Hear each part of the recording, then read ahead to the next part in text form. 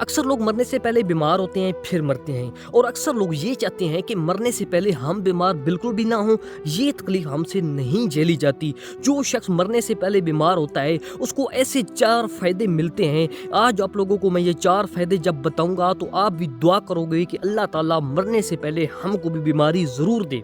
जी हाँ, पहला फ़ायदा मरने से पहले बीमार होने वाले को ये होगा कि उसको तौबा की तौफीक मिल जाएगी। जी हाँ, यानी कि जब वो बीमार होगा तो उसको एक मौत का सिग्नल मिलेगा और वो तौबा कर लेगा, वरना अचानक मौत आने पर इंसान तौबा नहीं कर सकता। दूसरा उसको फ़ायदा ये होगा कि जो मरने से पहले बीमार होगा उसके सारे गुनाह माफ़ हो जाएंगे, उसकी रूह गुनाहों से पाक होकर मरेगी, अल्लाह के पास जाएगी। जी हाँ, तीसरा फ़ायदा उसको ये होगा कि जब उसको मरने से पहले बीमारी होगी, मौत का सिग्नल मिलेगा तो वो वसीयत कर सकेगा। जी हाँ, जो शख्स मरने से पहले वसीयत नहीं करता वो समझो कि जहलियत की मौत मरता है। चौथा फ़ायदा ये होगा कि लोग उसकी इयादत के लिए आएंगे, लोगों को भी उसकी वजह से सवाब मिल जाएगा। जो किसी की इयादत के लिए जाता है एक कदम के बदले में उसको 1000 नेकी मिलती है। तो ये जो लोगों को इतनी सारी नेकियां मिलेंगी इयादत की वजह से, इस बीमार शख्स की वजह से मिलेंगी।